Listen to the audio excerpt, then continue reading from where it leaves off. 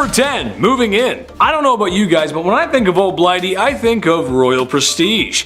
London and Buckingham Palace. After all, that's what a queen needs. You gotta have a palace. Where's my palace? Although most people think of the queen living in Buckingham Palace, Queen Victoria was the first of the royal family to do so. I'm not royalty, but I wouldn't mind crashing a few days there. Nice big place, servants, probably all you can eat. Man, she had it good. All that's missing is Wi-Fi. Move over, Your Royal Highness, I'm moving in. Just gotta get my collection of Sailor Moon memorabilia. Number 9, Queen Jeans. No, not a nice pair of royal genes. I'm talking about DNA and hereditary genes. I've mentioned a few times on this channel how the royal family may or may not have been inbreeding. Okay, who am I kidding? There was a lot of inbreeding going on. Sisters, brothers, mothers, fathers, cousins, and of course, hey step bro. Now, as lovely as that seems to some, unfortunately, crossing the hall to reproduce can have ill effects, as inbreeding is known to have complications with birth and their offspring. Well, Queen Victoria may have been the first carrier of hemophilia B, a blood-clotting disease. While not having it herself, it's thought she passed it down through royals related all throughout Europe. Tsar Nicholas II's son comes to mind. However, I feel like if we told the royals why people were contracting certain illnesses, they would still do what they want anyway. So, I'll just close the door. You guys can go ahead and do what you're gonna do. Number 8, breaking tradition. For men in Western culture, it has been a long time of bending the knee to propose to the woman that you love, or so wish to swoon. Tammy Lynn, I don't got much, but I know I got this ring I found behind a Chuck E. Cheese. So what I would like to do is I Jim Bob Billy Abernathy am asking for your hand in marriage. So romantic. Anyway, bad jokes aside, you'd be wrong in thinking that's how it went for Old Blighty. When the young monarch met her cousin, Albert, the love juices were flowing. She knew she was gonna have to lock him in and propose to him before he could get the chance. They were shortly married soon after, and as stated in her diaries, it seemed that the couple was truly in love, which for royals is kind of rare. Even today, it's usually men who propose to ladies, but all I'm gonna say is, ladies, I'm 300 pounds of twisted steel and sex appeal, and I put the toothpaste lid back on after brushing my teeth, so... Number 7. Did you miss me?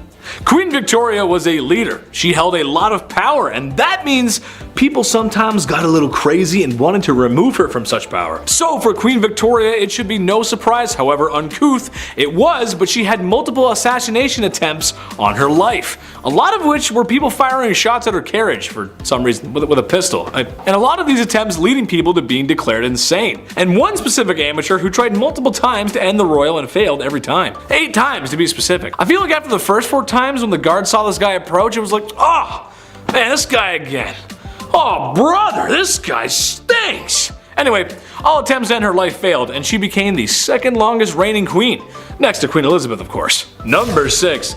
Oh, Christmas tree, oh, Christmas tree. I was honestly shooketh when I learned this, but you know that thing a lot of people do around the holiday season where they get a big green tree and they like decorate it because of the holiday called like Christmas? You might have heard of it.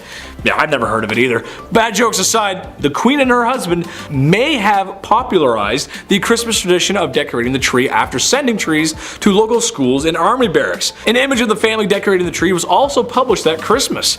I wonder if they popularized any other traditions as well, like your aunt drinking too much wine, and that one uncle, no matter how many times he's told, says something at the dinner table that would have him sitting in HR so fast that, well, he'd be sitting in the HR office for saying something like that in public. Everyone's got an uncle like that. Number 5. Cat attacks. If I had to pick, I would of course say I'm 100% a dog person. I'm sorry, I grew up with 2 cats, I'm allergic. I grew up with 2 dogs, not allergic. Dog guy all the way, sorry. Cats are cool, but this next story just totally freaked me out. Back in 1870, this rich woman had put her time, energy, and resources into cat breeding. How lovely is that? She had tons of cats, she loved all of them, and they loved her. Again, I'm allergic, so I'm already sneezing just reading about this story. It was the 1800s, okay? A lot of candles, everything was obviously extremely flammable, and disaster hit often in Victorian times. And in 1870, a fire broke out at this young woman's home.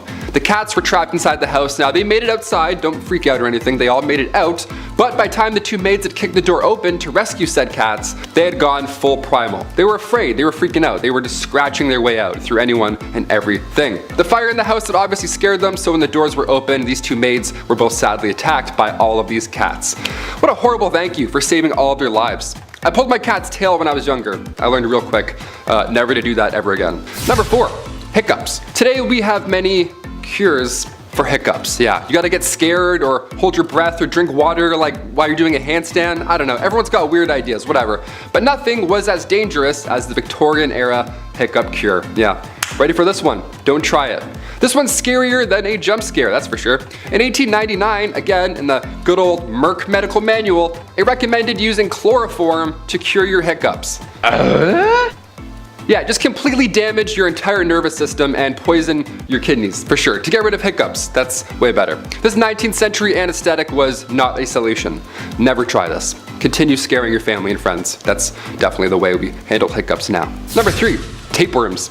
Back in the Victorian times, they really figured out the trick to weight loss. Yeah, was it watching what you eat, maybe counting your steps, maybe getting a gym membership, something like that? Nope, and no way. No, it was way easier than all those things combined. Can you believe that? And you didn't even have to pull back on how much you were consuming. Doesn't this sound fascinating? What is this? Well, all you needed was a handy tapeworm. Yep, I don't have one. I don't know why I pointed. That'd be gross if I had one.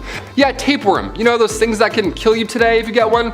See, the plan was if you eat a tapeworm egg, okay, it will later hatch in your stomach, and at that point you could just eat anything you wanted. Because every time you ate, the tapeworm would also eat, so you could get your snack on while still rocking those Victorian skinny jeans, right? Tapeworm cyst pills, or go for a jog. Your call. Number 2, Victoria's reign. Queen Victoria's reign started in 1837 and it lasted until the Queen's death later on in 1901. At just age 18, Alexandrina Victoria had to rise up to the throne. She was born, of course, on May 24th, 1819. Queen Victoria was 5th in line when she was born, so right off the bat, it was actually highly unlikely that she would ever get the crown. Then one by one, out of nowhere, all of her family members began passing away suddenly. In 4 years, 3 of Victoria's cousins passed away, and then her father and grandfather both died a week apart from each other. So by the time 1830 rolled around, Victoria was only 11 years old, and already she was next in line for the throne. That's how fast it happens. So as if that wasn't already stressful enough, Victoria was brought up under the Kensington system, which if you haven't heard of before, it's pretty awful. Victoria's mother, Duchess Victoria of Kent, she created this Kensington system to control her daughter. She literally isolated the child from mates or family members, anything fun or social, you name it. Her mother did this to keep her pure, of course, to keep her the most pure lady. This system sounds awful. Her mother would monitor her every action, including who she can see or speak to. Victoria only had 2 playmates growing up. That's it. I'm like, hey, me too. She had her half-sister, Princess Fedora of Leamington, and the Duchess attendant Sir John Conroy, his daughter, Victoire. I mean, only 3 friends growing up, that's cruel. She shared a room with her mother until she was finally queen. Yeah, she couldn't walk down the hallway alone at any point. She had to always walk with her mother by her side, even to the washroom. That's crazy. Victoria has reflected on her childhood since, and yeah, she hates John Conroy for manipulating her mother, and she actually refers to him as Demon Incarnate, so that's good. It's a nice nickname. Incarnate? He's a demon. He's the worst. Let's just call him that. And finally, number 1, royal enemies.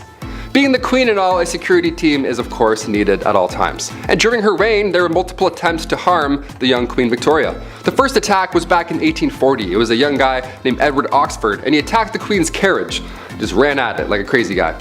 Obviously, and thankfully, nothing happened. But when Edward was later accused of high treason, he was actually found not guilty due to insanity. Then a couple years later, in 1842, it happened again, but this time it was 2 men attacking the carriage.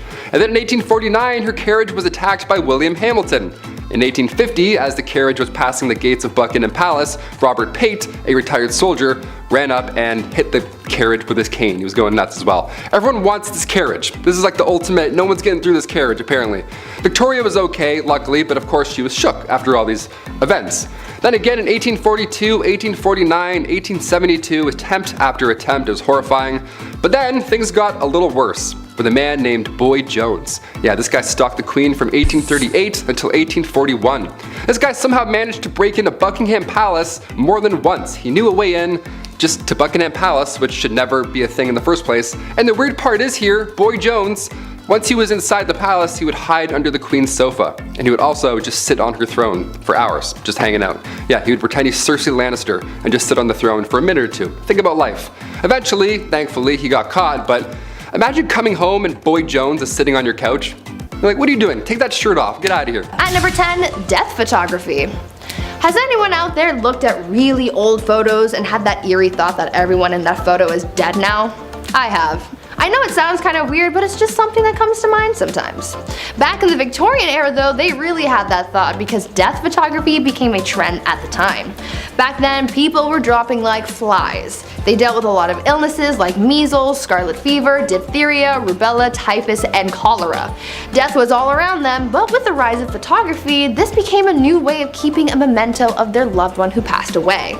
Before this, they would keep locks of hair and other items from their loved ones, but once they got access to cameras, families started posing with their dead relatives. Literally.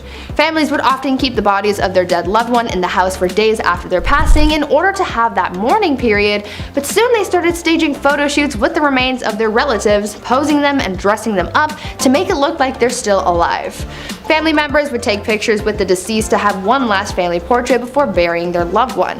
It's kind of heartwarming in a way, but also really creepy. At number 9, emigration. During the Victorian era, there was unfortunately a lot of orphan children living in the streets of London.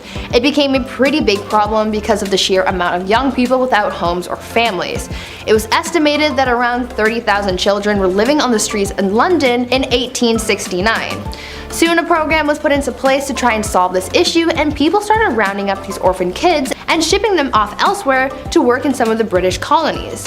Many of the kids who were shipped off ended up working as farmhands or as domestic servants. Though many children were shipped off to places like New Zealand and Australia, the majority of them went to Canada. About 80,000 of them actually. They were sent away with hopes that they would be able to live better lives, but unfortunately for many of those kids, they didn't end up having any better luck in compared to when they lived on the streets. This practice ended up becoming pretty controversial, as you can imagine. Before we carry on talking about the strange things that happened in the Victorian era, why not take a moment to leave a like on this video if you're enjoying it so far, and while you're at it, consider subscribing to the channel to see more videos like this one. At number 8, mental health. Back in the Victorian era, the study of the human brain and psyche was still relatively new, so no one really knew what was going on up in people's noggins. Mental asylums started to pop up, and people started getting diagnosed with mental problems even if the diagnosis wasn't accurate. The 3 labels that a patient could fall under were the manic, the melancholic, and those with dementia. The symptoms for those big 3 labels often varied, and people were admitted to asylums for some pretty messed up reasons. There was a list of common causes for mental illness that people referred to back then, and it included things like, quote, laziness, novel reading, superstition, an immoral life, and intemperance, as well as the act of self-pleasuring. For women, they could also be sent to asylums for some pretty ridiculous reasons, like imaginary female trouble, hysteria, rumor of husband murder, and even fits of desertion of husband. I am so glad things have changed since then. At number 7, grave robber. When you think of jobs back in the Victorian era, you might think of things like chimney sweeps and lawyers. But another relatively popular, though questionable profession was being a grave robber. Yes, people actually made a living off robbing graves. As people studied medicine, they needed cadavers to practice on, but there was a law saying that only the bodies of those who had been executed for a crime could be used as a cadaver, and since the laws changed to include less and less crimes having death penalties, soon people started running out of cadavers to practice on, and this gave way to the boom in the grave robbing industry. People could make a pretty penny for snatching bodies from cemeteries and selling them to medical professionals and students. Fresher bodies went for more money, and the grave robbers not only made money off the sale of the cadaver, but they also charged a fee, so they ended up with a little extra cash in their pockets. Eventually, the grave robbing business became such a big problem that cemeteries started installing watchtowers and guards to prevent people from getting away with the dead. At number 6, beauty. I've talked about this before in some past videos, but the Victorian era was famous for its strange beauty practices, so I just had to include it on this list. You're probably familiar with the makeup from the Victorian era. Women often painted their faces white to look as pale as possible, but even though they believed it made them look beautiful, it also did a lot of harm to their health. The white face paint that women would use was lead-based, and as we all by now, lead makes you dead. But this white lead paint isn't the only thing that harmed people's skin. Women would also wash their faces with ammonia to make their skin look paler. At night, women would rub opium on their faces, and if they were really dedicated to their beauty regime, they would also ingest arsenic. They were literally poisoning themselves in the name of beauty. Women would also use mercury on their eyebrows and eyelashes and would use lemon juice or belladonna in their eyes, which could cause blindness in some people. Once again, I'm glad things have changed. 5. Queen Victoria's name change. Every year on May 24, we set off fireworks, then we have way too many hot dogs. It's the best. We call it Victoria Day, right? It's for sure called Victoria Day, right? Well, back in 1819, Victoria was christened in an almost private ceremony. It was small, obviously. Victoria's uncle only let a few people attend. Like I mentioned in part 1, she had an isolated childhood with the whole Kensington system. That was no way to live. But even the day she was christened, trouble awaited. Her name was Alexandrina Victoria, and at the time, the name Victoria was not regal. It was of French origin, almost an odd name to have at the time, so she was immediately advised to change her name to something more traditional. But as our calendars can definitely confirm, she said, nope, I'm good. Victoria Day. Yeah, it's definitely Victoria Day. Number 4, tattoos. I only have the one tattoo, but I've always wanted more. Just not so good with needles, you know? I got my eyebrow pierced and I fainted. It's a fun fact, that's why I have a little scar there. Not great with needles. Some of the designs are so beautiful on tattoos, the amount of pain you all sit through, I'm impressed, honestly, mad respect. The tattoo craze really took off once Queen Victoria's son, the Prince of Wales, he went and visited Jerusalem. And of course he saw copious amounts of body art and was inspired. Inspired, we'll say, yeah. So upon his return, he was all about ink at this point. And the Prince of Wales, well, if he has a sleeve, well then maybe I can have a sleeve, right? What's going on? It wasn't a sleeve, really. It was a cross. The prince got a tattoo of a cross in homage to the Crusades. So if you're gonna try and convince your parents to let you get a tattoo, just, you know, tell them the Prince of Wales did, right? You're just trying to be a royal. Number 3, gym day. Believe it or not, there were around 200 gyms across Europe during Victorian times. Yeah, just like 6 good lives. You're like, what's this about? Even Victorian dudes skipped leg day. How great is that, okay? It's not just you. These gyms weren't bright, they weren't open, they weren't well ventilated, they weren't motivating, and definitely not safe. None of those, definitely not. No, Victorian gyms were reserved for the upper class, obviously. Grab your pocket watch and blazer, Ezekiel. We're doing squats today. These machines also were not ideal. They were designed as antiques first rather than their purpose. Also, half of these look like saw traps. Like, are you kidding me? No way I'd bend my arm around any of these devices. No way. All those wooden wheels? No. I'll stay weak and brittle, thank you. Number 2, ghost photography. Had to look back. I don't like talking about ghosts. As if the reanimated corpses coming back to life while they were ringing a bell wasn't scary enough. Yeah, let's talk about 1800s ghost photography. The camera was a hot new invention at this time, so tales of ghosts and spirits were now easily believed. Yeah, obviously, when you have a photo of a see-through woman, you're like, that's pretty terrifying. A big name in the ghost game was a man named William Thomas Stead. He was born in 1849 and Stead was the son of a Congregationalist minister, and at the age of 22 he was appointed as editor of Northern Echo, which was a regional newspaper in Darlington. So far, so good. This British medium, Richard Borsonol, featured a photo of W.T. Stead and a real spirit. Yeah, imagine that. Imagine a day where somebody being awarded the Nobel Peace Prize also poses for photo ops with ghosts. You're like, do we believe all of this or none of this? What's going on? This is so scary. And finally, number 1, music for eternity. Before we wrap up this wild part 2, I had to include perhaps one of the creepiest patents of all time. Patent numero 9,222,059. Yeah, the number is going a little bit higher. This one got me thinking. I wanted to end this video off on this note. I like this idea. Maybe, I don't know yet. Music for eternity systems. Okay, this patent is not from the 1800s, but rather 2015. I know, it's not Victorian, but when else am I gonna talk about this, really? The idea here is that you could stay connected to your loved one by using a solar-powered digital music player. The best part here is the patent details how surviving family members now have the ability to update, revise, and edit stored audio files and programming after burial. Yeah, next Rihanna album, no problem, I got you. There's a speaker in the casket and there's a headphone jack on the tombstone, so we can listen together. And then we can decide if we hate the album. That's creepy. I wouldn't do this. Would you want this? Sound off below if you'd want, you know, big shiny tunes playing for eternity after you die. I would do the Titanic theme song. Just make everyone so sad all the time. Number 10, knocker upper. All right, sounds a little different than its actual purpose. Hear me out. Alarm clocks, they're not great, right? They suck, no doubt about it. Now take the alarm clock and assign that job to a real life person. What does that look like? What does that sound like, rather? At 6 a.m. That person is called a knocker-upper, a person employed solely to wake up workers at mills and factories on those early morning shifts. Now, going from house to house using a long pole to knock on bedroom windows, that sounds like the best job ever, right? I can't close the list with this one. This is number 10, for sure. It's kind of fun. If you had this job, well, you're probably not alive anymore. I don't know, unless you live in a weird town. The people at the time were a lot friendlier back then than they are now, so, I'm sure the knocker-upper came around today. Be a little different. They'd probably be on World Star the next day. Knocker-uppers back in the day, thank you so much for waking me up. I would have lost $14, thank you. It was a big deal. It was definitely a big deal. Number 9. The Linkerman. Before the introduction of gas lights on the streets of London, if you were traveling alone at night, well, you'd probably get lost.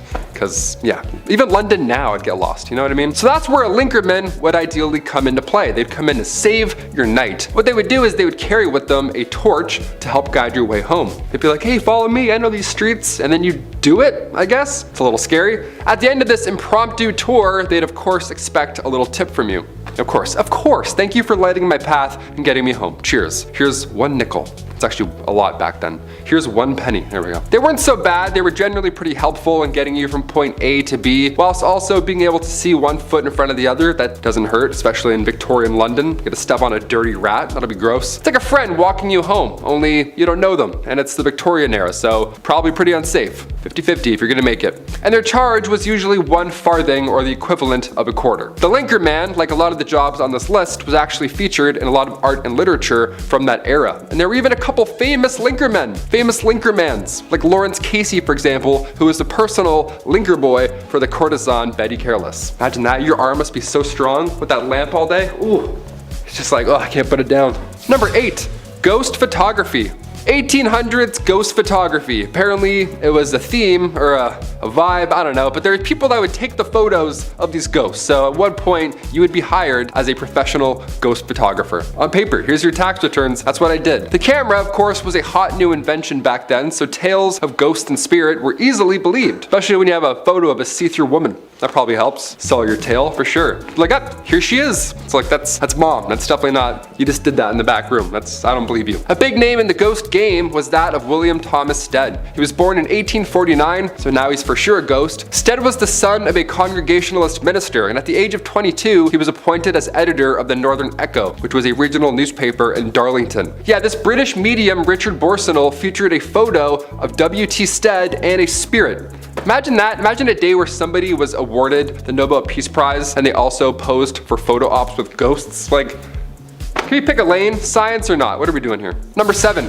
grave designs. Graves, but make them cool, Customize your own pit in the ground. That's fun, that's grim. In the late 1700s, cholera, bacterial infections, pretty much anything floating around your mouth and eyes, it was spreading and it was bad. Not a good thing to ingest. Not an ideal time in history. Many were biting the bullet at this time, of course, being gravely ill. But with this came a dark, new, fun trend. Yeah, here we go. The safety coffin. Yeah, let's make your own coffin, DIY. These coffins, God forbid, you were buried alive, while these safety coffins would allow the dead to rise again. Yeah, some Tony Stark guy in the back's like, if you push this, the body will pop back out and come to life. It's like, really? A lot of these coffins were built with extra comfort on the inside and of course a wire, the safety backup wire. This wire ran through the coffin, through the ground, and attached to a bell on the outside on the ground. So if somebody was walking by and they heard a bell ringing beside a gravestone, first of all, that's haunting, well, they know something's up and they can get them out.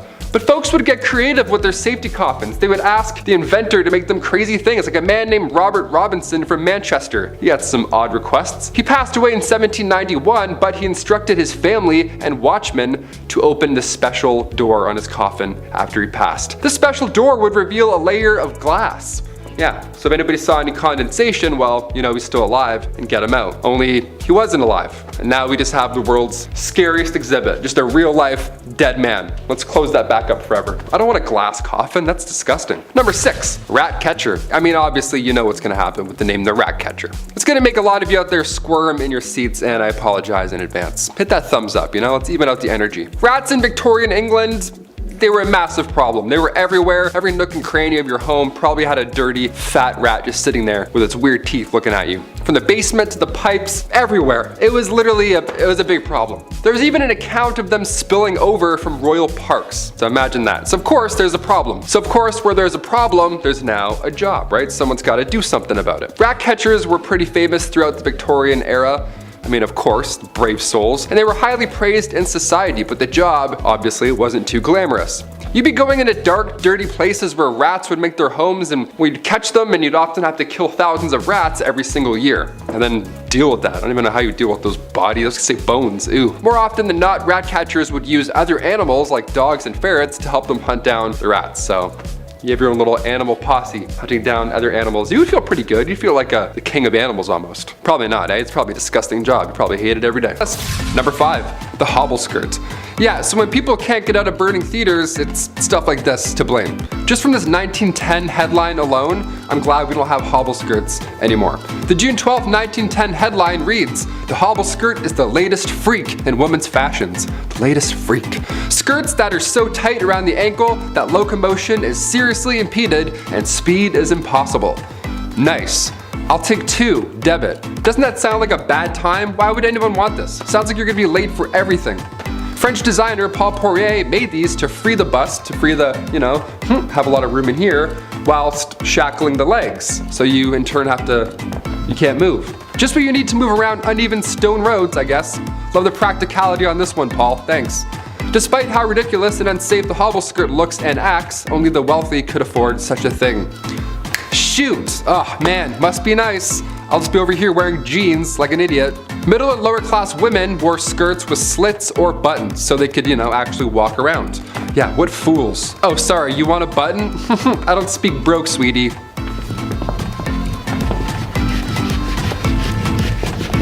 Number 4, lead-based. When I started here at the studio a year and a half ago, maybe 2 years, I was like, okay, I gotta put on face cream maybe. A lot of lights, a lot of HD. Time to get rid of these bags under my eyes finally. I don't know, maybe drink some water. See what happens. Finding a skincare routine of any sorts is easy now, dare I say. The lovely World Wide Web has our back. You can learn how to draw your eyebrows on while listening to true crime. It's wonderful where we are today. But the cosmetic game, back in the 18th century, not great. Turns out wasn't that great, not that safe. RuPaul's Drag Race would have been a lethal sport, know what I mean? Back in the 18th century, lead mixed with vinegar was often used to make your face look, more pale. The Victorian look, I guess, gotta have those veins pop out. A splash of sulfur for those freckles. Horrible idea. Queen Elizabeth I used cosmetics containing lead, mercury, and or arsenic, the same poison that took out George III and Napoleon Bonaparte, so not safe at all in any time period.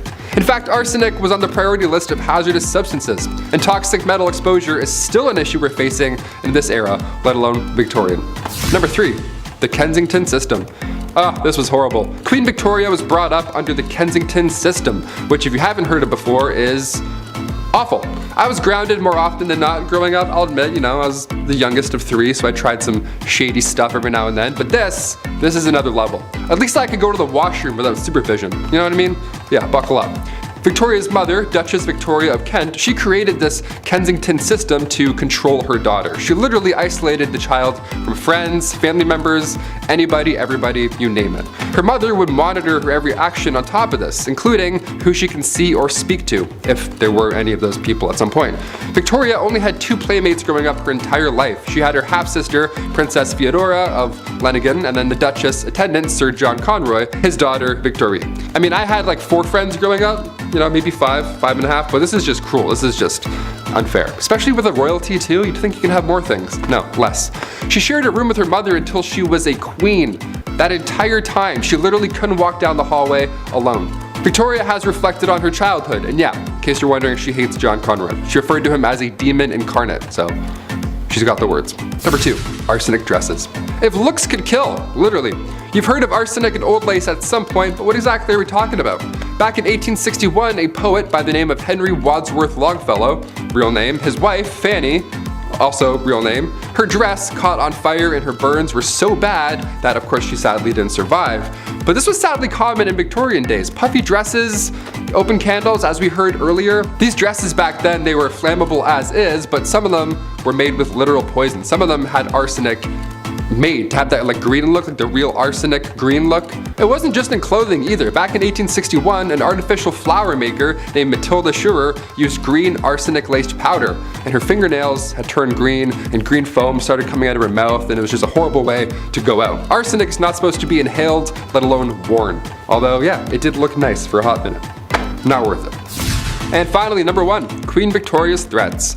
Being the queen and all, and we're talking about the Victorian era, I figured we'd end with this one. Being the queen and all, a security team is always needed, and during her reign, there were multiple attempts to harm the young queen. The first attack was back in 1840. It was an 18-year-old man named Edward Oxford, and he fired towards the queen's carriage, but obviously and luckily missed. But when Edward was accused of high treason, he was actually found not guilty due to insanity. Then a couple years later, in 1842, it happened again. This time, 2 men fired at her. They were found guilty. In 1849, her carriage was attacked by William Hamilton. In 1850, as the carriage was passing the gates of Buckingham Palace, Robert Pate, a retired soldier, ran up and hit her with his cane. Victoria was okay, thankfully, but of course, she was shook. Then again in 1842, 1849, and 1872, attempt after attempt. But then things got a little worse. If you haven't heard of Boy Jones or anything that happened here, I saved it for last because it's extremely unsettling. A teenager stalked the queen back in 1838 until 1841. Edward Jones, aka Boy Jones. This guy somehow managed to break into Buckingham Palace more than once. It was some Assassin's Creed type stuff. He just knew some back way, he climbed some window or whatever. The guy just knew a route in, so he would break in and would more often than not just hide under the queen's sofa. He would sit on her throne sometimes, and one of the worst things ever, he would go through her drawers and like go through her clothes and stuff. It was creepy. He would steal her clothes until eventually and thankfully he got caught. Of all the things you can do, of all the crimes you want to commit in the Victorian era, you're gonna go hide under a couch for 5 years? Okay, I'm glad he got caught, but just so weird. What a weird ending. Number 10, train engine cleaner. Ever wanted to get inside a small hole in the engine of a train and shovel out the coal that was left in there? Ever wanted to go underneath a train where you can't fully stand up in the middle of the night and rake out a dusty ash pan, getting all kinds of ash and stuff in your mouth? Perfect! You can go join up with the railroad as a train engine cleaner. These guys would spend their days shoveling 5 to 6 tons of coal into the furnace of the steam trains, and then spend their nights climbing into said furnace, cleaning it out, and then going out in the middle of the freezing cold, wet night into a trench covered in water and oil and dust, and get right up under that sucker and pull out all the ashes and dust and crap that came out of the engine while it had been running all day. Number 9. Linker boy or linker men. Before the introduction of gas lights on the streets of London, the only gaslighting came in the form of small children who made you believe that you wouldn't be able to walk the streets without them tagging along with a torch to help guide your way. Then they'd expect a tip from you.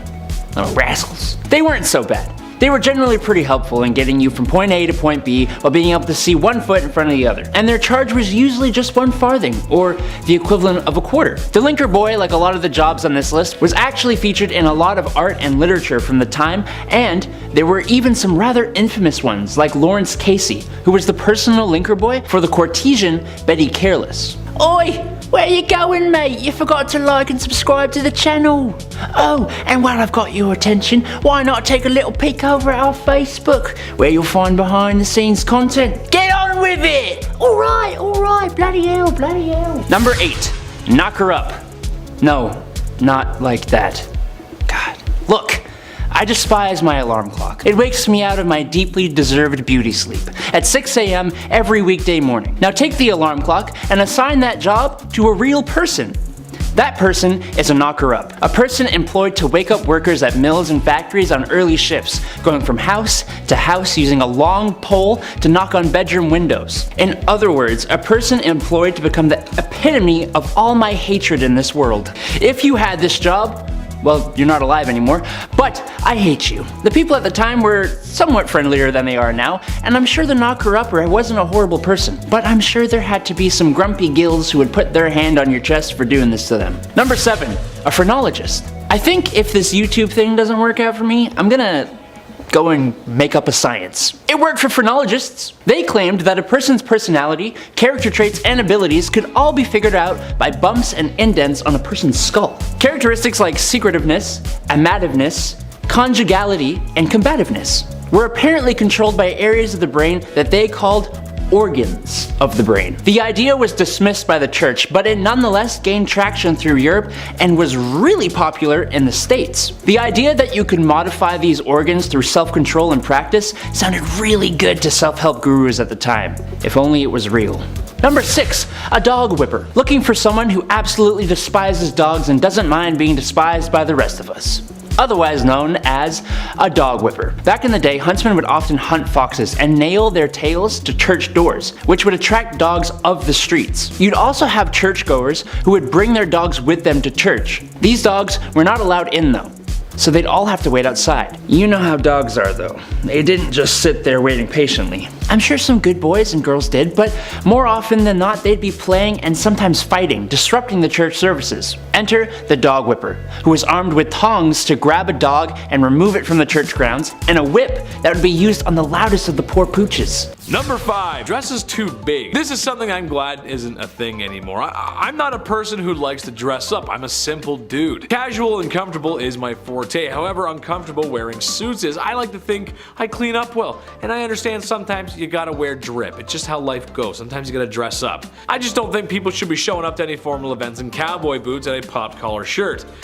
I've known a few of those people. But what I'm really talking about here is the obtuse size of women's dresses and just the whole culture of women's fashion back then. It's just crazy. Large and overbearing dresses with enough material to use as blankets when you sleep.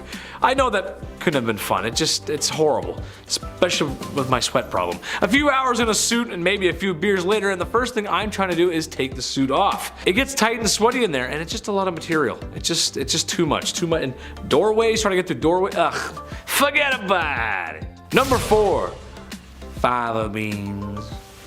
Well, after all that sweating and being around all that foulness, ladies needed to detox. How about a nice face mask made of beef? Yes, that's right. To keep their skin young and beautiful, they would drape a slice of beef over their face. Nothing like a little Hannibal Lecter before bedtime. Now, I hear you saying, well, Chad, that's not that bad. Okay, but think about this though. For the time period, that beef was probably yucky due to food processing practices of the time, and there's just no fridges. That means it was stinky. I hope it was at least winter before these ladies decided to beef up like that. This process of beef was supposed to rejuvenate the skin because beef contains some important vitamins for such. I can't recommend that. You just walk in with the beef and, hello darling, yes. Gross. Number 3, hot Christmas. This is just so dumb. I'm just gonna go ahead and tell everyone at home right now not to do this, because I know some of you, and some of you are gonna be like, oh, thanks, Chetty, that's cool. No, don't do it. I'm a doctor, a lawyer, and a firefighter. Basically, this was a super fun game that felt like something out of Johnny Knoxville's head, not Victorian families gathering at Christmas. Basically, they would gather at Christmas to play a game called Snapdragon. You get a bowl of raisins and almonds, you pour some brandy in there and maybe one out for your homie, and ignite the brandy. Once the bowl is on fire, the family will compete to see who can grab the flaming treats and eat them the fastest. Okay, second-degree burns are not how I want to spend my holiday season, and also, in a time before smoke alarms and a modern fire service, this sounds like a really bad time. Grandpa could lose it out of his hands. Drapes catch fire, the house burns down, probably the whole neighborhood. Just a bad idea. Also, I hate raisins, so setting them on fire? Yeah, I'm out. I don't like raisins. They're gross, dude. I don't like them. Number 2, crypt pics. Look, it's a part of life. It happens. You live, you love, and depending on how much your wife likes interior design, you probably have a sign hanging up like that in your home somewhere that says something like that. You know what I'm talking about. And after spending all that time in HomeSense, it's all over. Fade the black, cease to exist, the forever box. There's a whole process and respect in the undertaking business. The Victorian era had a strange tradition, however. How about taking photographs with the body of a family member who has recently passed on? Yeah, that's right, I know. I couldn't believe it, really. People would sit there for minutes taking photos of those who are no longer with us because the process of taking photos was not great. This isn't the digital age, after all. This is something that the crypt keeper would make you do. Keep them in the album or something. Just not for your everyday family, man. That's just weird. Yes, now we're going to take photos. Like, that's just weird, you know? It's just weird. It's weird. Number 1. Jack the Ripper. Listen, the women of Victorian London feared this guy. And how can you blame them? A terror that seemed to come from nowhere and could strike from anywhere. Humans unaliving other humans is nothing new, and it probably won't be old. It won't get old soon. This is what we do. It's kind of our thing. But this was the first modern serial unaliver. Jack the Ripper's identity has never been found. It's only been speculated, and some studies suggest that it has been revealed, but it's really hard to pinpoint something that happened that long ago. He was nasty and the crimes were awful. The photographs of the crime scene do not exactly follow today's media rules or decency, as it's really just horrible and it's just really messy and bloody and just gross. It's kind of hard to talk about this era without Jack the Ripper. Women should feel safe at night no matter what era it is. That's right, ladies, I'm on your side. Number 10. No calling, no gifts. This is a time in history when men were told to be gentlemen and women told to be ladies. Naturally, that came with some weird social practices. For instance, women were discouraged from accepting gifts from men. Personally, I like to give my girlfriend flowers and chocolate. I'm a classic guy, what can I say? Can't go wrong with that. However, even if a handsome silver-tongued devil such as myself were to give some flowers and the finest dark chocolate a 7-Eleven has to offer, and a most promising woman were to accept said gifts, she may not be able to call me back. Literally because, well, the phone isn't exactly a thing yet, and also because that's something else women were just discouraged from doing. Call on a man? No way, Jose, even if he is super nice and waiting for a genuine response. One etiquette guidebook from 1882 called any woman who calls on a man ill-bred and positively improper to do so. I like when people give me flowers and chocolate. Maybe call me sometimes, I'm a little lonely. Number 9. Act like a lady. How dare ladies do anything unladylike? Oh, said every man ever in the Victorian era. This is a time in history when ladies gotta be ladylike. That means makeup, corsets, and don't you dare do anything masculine. Oh, that's me angry. This is still a time when food isn't the greatest either, so imagine if you got an upset tummy at the dinner table. Happens to me a lot. You've got a handsome prince that your parents have arranged for you to marry. When you go to greet him, you do it with a simple gesture, as kneeling to curtsy could turn your linens a certain shade of embarrassment that 1800 stain cleaning technology could never wash away. You'd poop yourself. Where's Billy Mays when you need him, right? How dare women do such things as go number 2, or even worse, break wind? Oh, the nerve! That's just the way it went, folks. I don't make the rules. Number 8. Charged with love. Naturally, this was the past, and not being open to homosexuality was just the way it was. Especially when tucking yourself into bed at night alone wasn't allowed either. Homosexuality just wasn't gonna happen. They just weren't gonna be approved of it. It's just how it goes. It sucks. However, it's almost as if there's been love on this earth since day one, and to stop that kind of love, it's just silly, man. Wherever I go, everyone is welcome on this channel. Or my Twitch. Chetty loves everyone, because in reality, this is a time period where you could wind up in jail for that kind of love. And as Austin Powers would say, that's just not very groovy, baby. Yeah. Strangely enough, homosexual relationships between women might have been completely overlooked, as they were sometimes mistaken for women being friends. Yeah, I know. Some women even lived together, but given that they probably needed each other for financial support, people just kind of thought that's how it went, and they ignored it. It's like they live together, and like you start putting the pieces together, and it's like, you know, I don't know, something weird going on there. But love everybody, come on, be nice. Number 7, a good thing. If I'm talking about medieval times, there's a good chance I'm gonna bring up the super not cool, not fun, do not condone or support the behavior of marrying a woman at the age of 12. Yucky. In part 1, I mentioned that there was a ton of corners and streets being worked by the only other job besides street cleaners at 3 a.m. by women. However, after venereal disease was becoming a serious issue, it was getting pretty bad. It was becoming clear that a lot of people who were getting sick were young women, like 11 to 16 age group. Ooh. Which I shouldn't have to tell you is bad. That's pretty bad, dude. When I was 16, I was rocking Black Ops 2, hanging out with my buddies, and partying hard in the summer. I got a lot of good stories, maybe I'll share them one day. Catching all that nasty stuff is no way to spend your youth, so thank God the government changed the age of consent to 16 years old, which I know is not a solution for everything that was going on, but it was a small step forward in the right direction. That's what we like, good history, moving forward. We like that, Chetty likes. Number 6, the seamstress.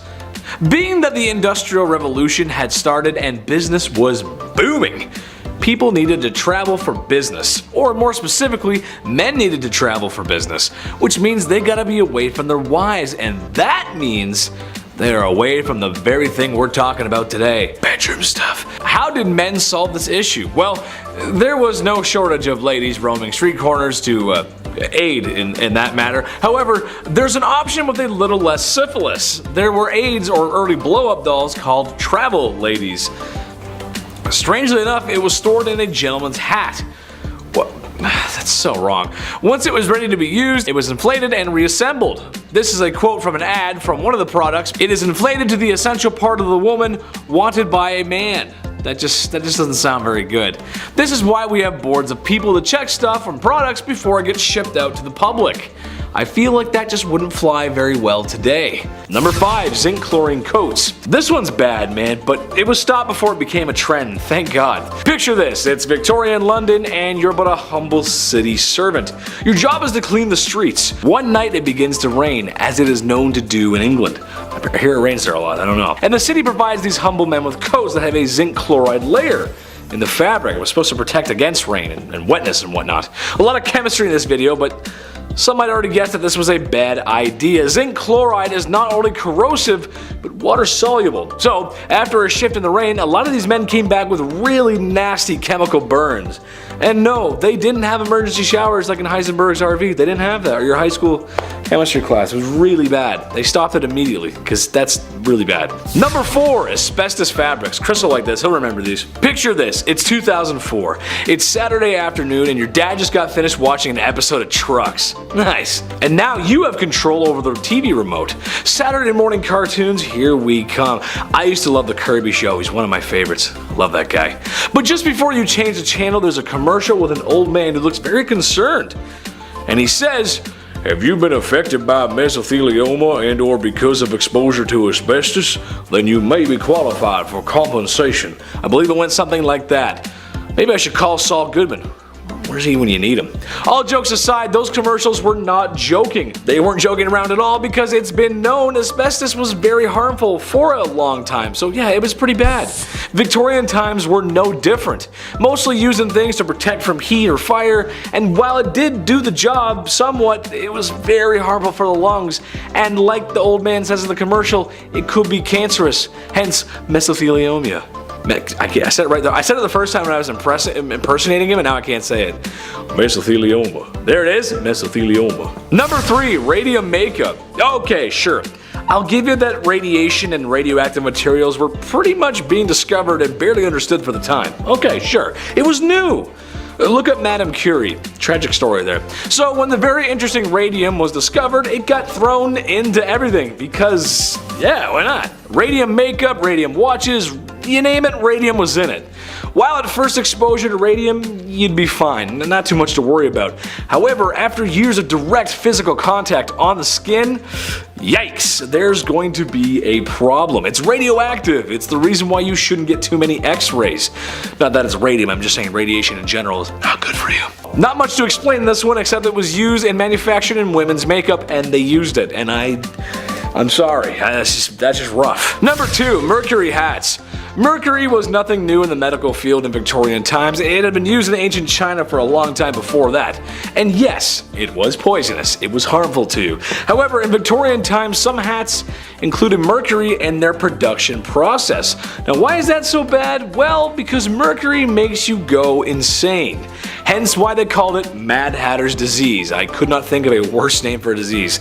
Now, not that it's a fashion point, but this was also readily used for treating syphilis at the time. So something that's readily available for the public and health would wind up in closed production. It makes sense. If there's a lot of it, sure, it makes a lot of sense. But it makes people go crazy. Sorry, who's talking to me? What? No, I'm just kidding. Joke, funny. Number 1, cellulose nitrate. This one's crazy. As you can tell on this list, there's been a lot of clothes and fabrics mixed with some Nazi chemicals. Nazi! Of course, this is years before OSHA or WMS, so it probably wouldn't happen today. However, this one takes the cake. When cotton, or a cotton-like product, is introduced to nitric acid, it forms cellulose nitrate, which is also known as flash cotton. Not because it takes its shirt off at an edgy concert, but because I cannot stress this enough, how unstable and flammable it really is. Even the slightest heat source could set it off. There's even stories of people spontaneously combusting after being exposed to items made with such. The lights in the studio, they'd probably set it off. That's how sensitive it is. That's pretty crazy. More sensitive than your first date at prom, you know what I'm saying? Number 10, marriage. Poor good women have lost a marriage into war, famine, disease, and disaster. I know some might think initially that this isn't a punishment, but in the cases of the Victorian women, the societal status of being a woman was only seen based off of the ideologies that needed to be pure and clean. Your bodies were seen as temples, and it shouldn't be decorated with jewelry, nor should it be used for physical activities or your own personal pleasures. You couldn't oppose men, and you being wealthy or a spinster was the only exception. Single women were looked down on with shame and pitied, and as your main purpose as a woman was to marry and reproduce. Even young girls at the age of 8 to 12 would stop working as if there was no child labor laws or protection laws for children, and as soon as these women or young girls were able to menstruate, they would be negotiated into marriage and no longer be able to sustain themselves financially or just be a kid. And being a poor married woman wasn't an option, as you had no individual rights under law. Married women were only seen as one with their husband, and the husband would be the manager and entitled to all of your properties, as it was seen more as a business, and you were being micromanaged constantly until death do you part. Number 9, no rights. As I mentioned with marriage, women didn't have any rights, as they were seen primarily as second-class citizens, and if you were a woman of color, my goodness, you were definitely seen less than human. Women who had to be married ended up losing everything they owned, inherited, or earned, and it would belong to their husband. Once a woman married, control of any property she owned as well as any income she received from it passed her husband. Although he could not dispose of it without her consent, her property, her personal property such as money, or earnings or investments, and personal belongings such as jewelry passed absolutely into his control. She could not part with them without his consent, and if you were in a loveless marriage or a harmful one, you couldn't divorce your husband. Divorce wasn't even a concept for women to execute without losing their own amenities, even in the court of law until the 1970s, almost 100 years or so later, after the spark of the women's suffrage movement in the mid-late 1800s. So men had the right to divorce his wife under the grounds of adultery, but women had to prove her husband was unfaithful, combined with other allegations including cruelty, bigamy, incest, and so on. Luckily, in the 1857 Act, divorce did become a bit easier little by little, but again only under the impression that the woman had legal grounds and proof her husband was unfaithful, with evidentiary support to back up her claims. And even then, she could finally earn some of her possessions. As for the husbands, if he wanted to divorce his wife, he didn't have to do anything, he could just say it and it would be fine. Number 8, no education. To me, education is extremely important, as it was something I learned growing up in my family, that education liberates you to understand yourself, those around you, and the world better. And for women in this era, they were received less education than men. They were banned from universities and could only obtain low-income paying jobs, as she was not allowed to follow a profession, as they were all closed to women. And the irony of them having Queen Victoria as the reigning accolade of this era, a woman and women of these times couldn't get an education to liberate herself or her children from defamation if the husband no longer sees her as a useful asset. So for women, especially those who could afford it, was raised in a privileged household with financial backings and exceptional family background, her education was only seen as accomplishments. Like, oh darling, she's a very accomplished woman, is something you might hear in these type of movies that depict the era, which only indicates that she had artistic talents like singing, dancing, and knowing foreign languages, and anything to help earn them a husband and be a benefit in the house. Even doctors at this time believed that if a woman studied too much education, she would stunt her ability to reproduce. Wild as hell. And when university allowed women to attend their lecture halls, their families would actually forbid them from going, worried that it would prevent them from finding a husband. Number 7, the right to work. Work was only available to those who had no choice, as their societal status prevented them from leveling up to the ladder to have a better life independently. Even more so, women who were labeled as part of the working class, these women fueled the industrial revolutions, making up to 60 to 80% of the working force in light industries such as cotton manufacturing. Even more so, those who were labeled as part of the working class, women of this era fueled the industrial revolutions, making up to 60 to 80% of the workforce in light industries such as cotton manufacturing. Women that had jobs outside of the home made them less likely to marry, leaving them with no choice but to stay in undesirable situations that made them undesirable themselves. In one study by the Buffalo State had noticed classing the women and children together as helpless creatures needing the protection of strong men. They were indignant at the knowledge that women had to support themselves, that they had suffered degrading wrongs as working women. So for some, they'd have to result themselves into committing adult work, or even for some unfortunate circumstances, be sold into adult work, as they had often had heavy debts from predecessors or even used as bargaining chips for their partners. partners. Poor women were not regarded as the Victorian society as they could not fight back, as men had captured these women, straight up kidnapping them, and kept them at their house. Differences in societal classes led to some women being ignored and unacknowledged in society for economic reasons and for the pleasures of some men. Women of the night had no exits of this profession and were stuck in this life, and they would be beaten, tormented, as this was obviously shamed on, as well as being arrested, which would lead us to number 6. Number 6, women who were in prison. In some revolutionary standpoints, being in prison might make you look like a hero or a villain, and as it depends on what you were doing or what you stood for. For the Victorian era, women who had been the most vocal at this time for a multitude of things like women's rights, the women who were caught in the act of selling their bodies in order to obtain financial means would be arrested and sent to prison. But even women who were not adult workers would be arrested. Women who had premarital pregnancies, truancies, or adultery, or kept bad company would also be arrested. They would be sent to prisons or reformities, as for women of these times, a small step off of the Victorian pedestal made for a long fall. Women sent to prison in the Victorian England were subjected to regimes whose project was to enforce idealized femininity. This individualized treatment aimed at more regeneration than discipline and was administered by an entirely female staff aided by middle-class philanthropic lady visitors. Considering women were placed only into two categories, being a wife and a mother, the reality is that they lived in a world that discriminated heavily against them. Due to their superior physical strength, men considered themselves the dominant sex and sought to keep women subdued for as long as they could.